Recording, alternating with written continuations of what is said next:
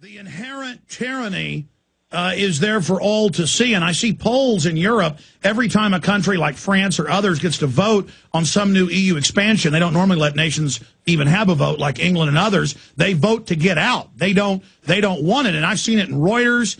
I've seen reports out of Spain and Greece where government officials are saying big banks, just like Iceland, engineered this collapse. The EU has set it up so that Greece will fully become bankrupt and be completely absorbed into this system. And you alluded to that when you were chastising and calling Van Rompuy out on the carpet a few days ago. Here is a quick clip of that.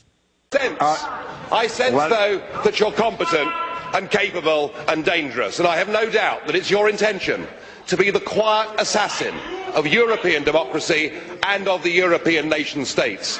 You appear to have a loathing for the very concept of the existence of nation states. Perhaps that's because you come from Belgium, which of course is pretty much a non-country. Okay, so in layman's words, I mean, you're not exaggerating. This is even in the newspapers all over Europe.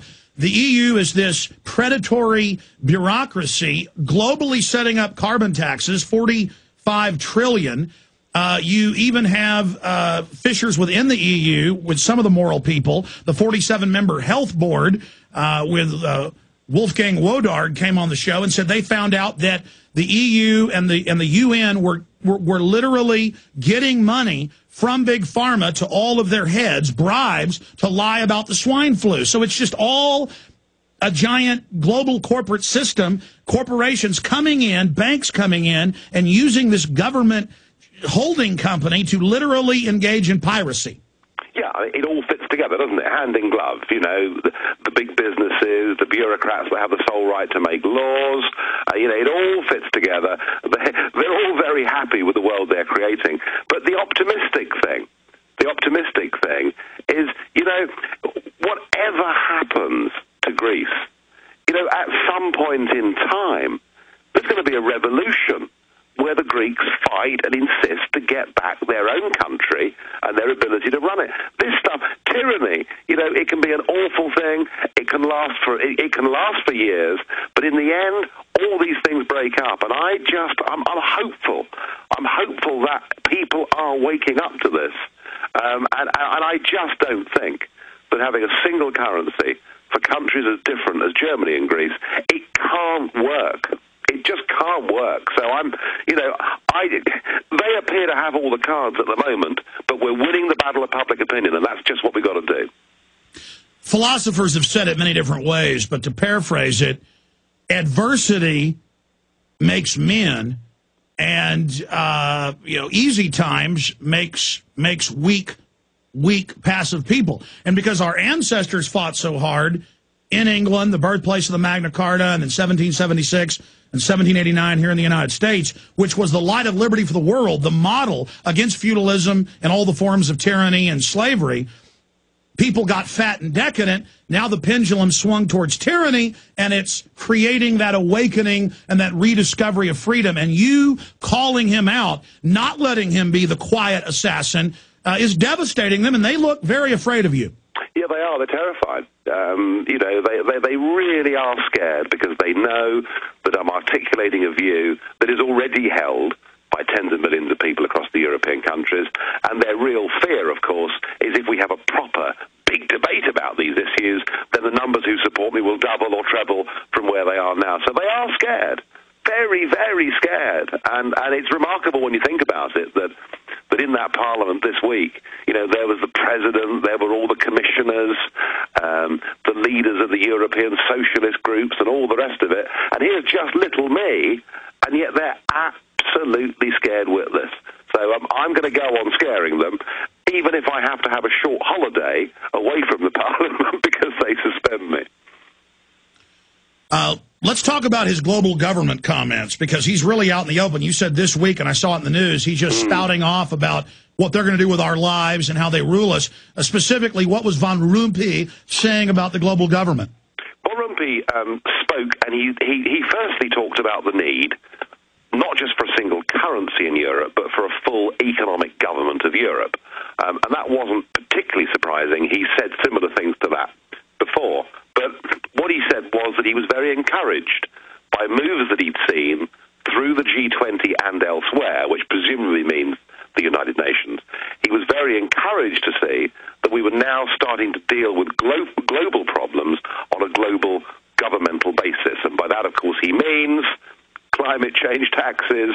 By that, of course, he means, attitudes towards ultimately tax and spend.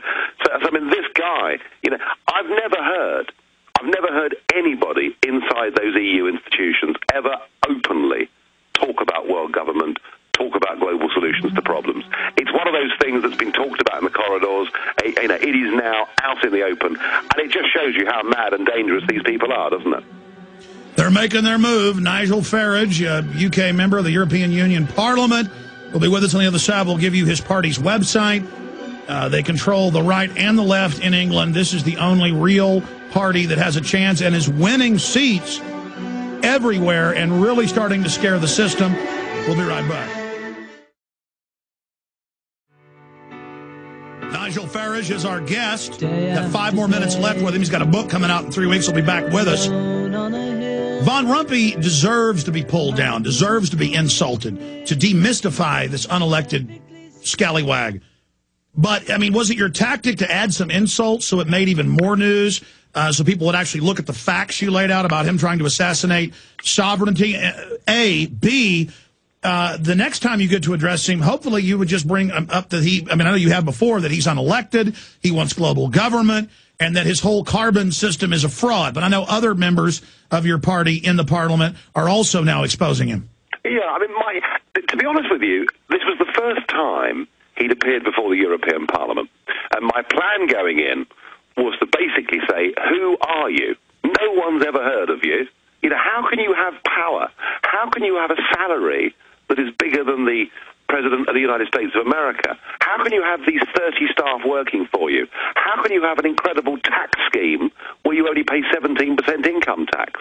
How can you have a €5 million pool of money which you can dip into as and when you like? So that was my plan, was to say that. But I listened to his speech, and it was so boring. It was so dull. It was limp. It was lifeless. It was just so ghastly. But that's where I suddenly thought, well, what I'm going to have to say is, sir, you have all the charisma of a damp rag. And let's be clear. Many countries in Europe have over a 50% income tax, France even higher, but the EU made their own jurisdiction where their ministers and bureaucrats pay 17% or lower, so they're exempt from taxes. I mean, this is classic textbook tyranny. Nigel Farage, plug the UK Independence Party website, your strategy across the world to get people to unseat these globalist-controlled puppets.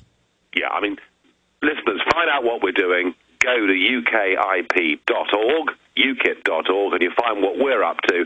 We are a party that started with nothing. A few of us in a pub in London, and we've taken that on, and last year we came second across the entire UK in the direct elections to the European Parliament.